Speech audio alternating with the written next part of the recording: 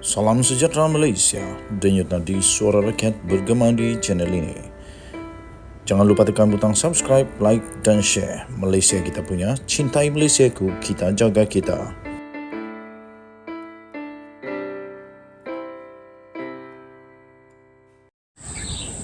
Salam sejahtera Malaysia, denyut nadi suara rakyat terus bergema di channel ini. Tuan-tuan dan puan-puan yang dihormati sekalian, ramai orang bertanya kepada saya, apa yang berlaku kepada aset-aset Bersatu sekarang ini. Tapi sebelum kita teruskan, saya ingin ucapkan bilion terima kasih kepada semua yang sudah subscribe, like, share, dan bilion terima kasih juga kepada yang sudah komen video-video dalam channel ini. Bagi yang belum, mohon kiranya untuk tekan butang subscribe, like, share. Anda boleh tinggalkan komen Anda, apapun komen boleh, tidak masalah. Dan jika Anda ingin support channel ini, tolong join member supaya kita lebih semangat untuk membuat konten-konten dan kita pun boleh menjadi suara yang cukup berkuasa, cukup besar untuk sampai ke telinga Yang Amat Berhormat Perdana Menteri Malaysia Datuk Seri Anwar Ibrahim. Tuan-tuan dan puan-puan yang dihormati sekalian, sekali lagi ramai yang tanya kepada saya, apa yang berlaku kepada aset-aset Bersatu? Dan akhirnya saya Google mencari dan akhirnya ada satu artikel yang panas, iaitu adakah aset Bersatu akan disita? Daripada utusan Malaysia, aset milik Bersatu akan disita. Kita tahu sekarang ini, yang kita tahu adalah akaun Bersatu sudah pun dibekukan. Ada akaun-akaun tertentu Bersatu dibekukan kerana sedang disiasat oleh SPRM. Dan kita juga tahu bahawa ada pemimpin, tidak kurang daripada 3 pemimpin besar Bersatu sudah pun didakwa di mahkamah kerana penyalahgunaan kuasa, rasuah, penyelewengan dan pengubahan wang haram berkenaan dengan satu projek yang sepatutnya membantu Bumiputra, kontraktor Bumiputra, tetapi diseleweng, iaitu Jana Wibawa. Aset milik Bersatu akan disita, itu soalan yang cukup besar. Selepas dibekukan akaun, adakah langkah seterusnya yang akan diambil adalah untuk menyita aset-aset Bersatu? Sekiranya benar aset Bersatu ini akan disita, ini akan menjadikan Bersatu lebih sukar untuk menghadapi pilihan raya negeri di 6 buah negeri yang akan datang ini.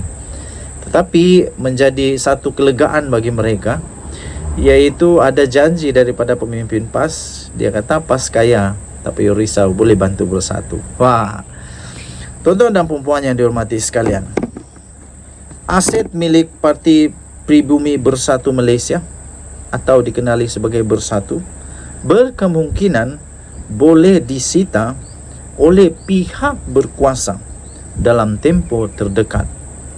Wow, kalau disita memang cukup cabaran besar bagi Parti Bersatu kerana mereka tidak ada dana lagi untuk pilihan raya. Sudah tidak ada dana, tiada lagi aset, susah betul untuk berkempen. Sebab nak beli sepanduk, nak pergi beli makanan orang di markas dan sebagainya, perlu dana dan wang. Itu berkemungkinan boleh disita oleh pihak berkuasa dalam tempoh terdekat.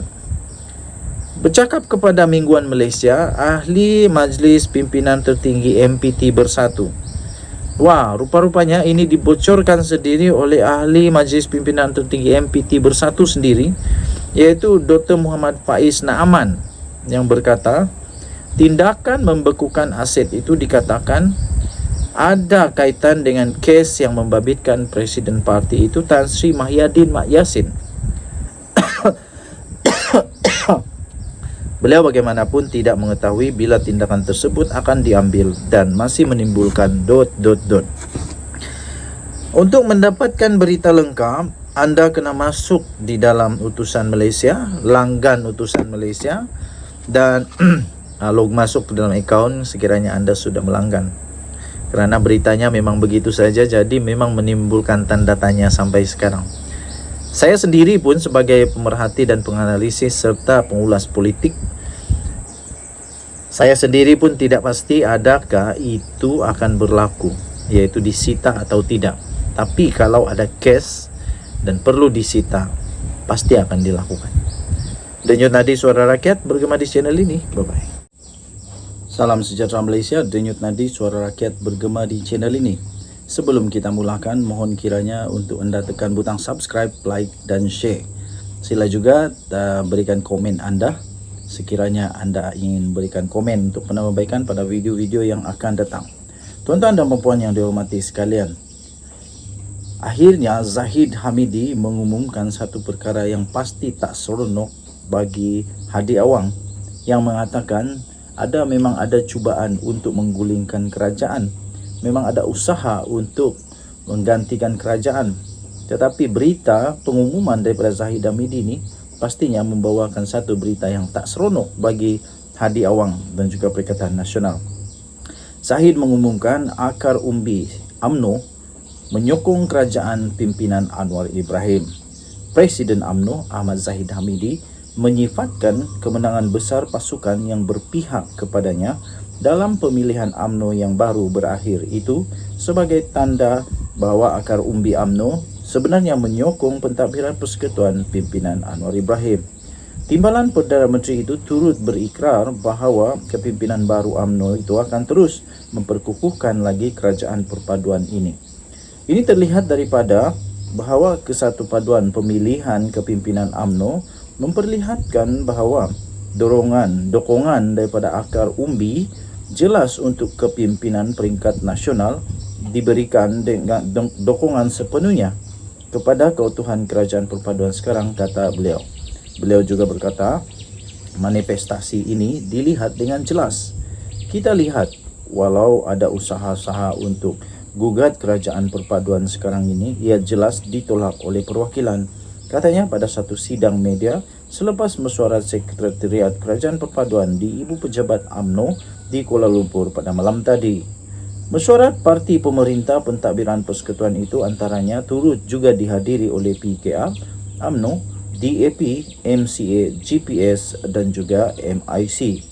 Dilaporkan penyokong bagi Kem Zahid menguasai pemilihan UMNO dengan menang 2 daripada 3 jawatan naib presiden, sebahagian besar kerusi majlis tertinggi dan sayap parti. Maka kata Zahid Hamidi, ini jelas sebagai satu signal bahawa unsur-unsur untuk memecahkan UMNO dari luar dan juga menyuntik perpecahan ini dari dalam itu jelas adalah untuk meruntuhkan kerajaan sedia ada, katanya. Jelasnya lagi, jelas bahawa akar umbi mahu kerajaan bawah pimpinan yang amat berhormat Datuk Seri Anwar Ibrahim ini untuk terus diperkukuhkan. Katanya lagi, kami amat yakin dengan dukungan rakan-rakan dalam Parti Perikat Barisan Nasional dan juga rakan-rakan daripada Sabah, Sarawak yang dokong kerajaan perpaduan ini, katanya. Tahniah kepada pimpinan yang terpilih dan kami berjanji kerajaan perpaduan ini akan terus didokong oleh kami dan dikukuhkan bersama-sama dengan rakan-rakan dalam Barisan Nasional, kata Zahid lagi. Dalam perkembangan yang lain pula, Perdana Menteri Datuk Seri Anwar Ibrahim pada satu sidang akhbar yang sama itu juga ditanya jika mesyuarat malam tadi turut membincangkan pembagian kerusi bagi 6 pilihan raya negeri yang akan datang. Kata Anwar Ibrahim, itu dalam proses. Terima kasih. Akan dimuktamadkan dalam masa singkat. Good progress. Tapi kita tidak bincang detail kerana jawatan kuasa mewakili parti-parti yang terlibat akan terus berbincang, kata pengerusi Pakatan Harapan itu. Anwar juga mendedahkan bahawa gabungan parti pemerintah akan mengadakan konvensyen bersama tidak lama lagi untuk membantu bagi menentukan hala tuju bersama. Menurut Anwar, mesyuarat malam tadi juga turut membincangkan isu retorik agama dan kaum yang sekian lama dimainkan di negara ini. Dia berkata, pemimpin parti pemerintah mencapai kata sepakat bahawa kerajaan berkomited untuk menegakkan prinsip di bawah perlembagaan persekutuan, termasuklah melindungi hak setiap rakyat, tidak kira mengira kaum dan kepercayaan mereka. Anwar juga mengulangi bahawa sebarang usaha untuk mengganggu keharmonian dalam negara perlu ditangani dengan tegas. Denyut Nadi Suara Rakyat bergema di channel ini. Bye-bye.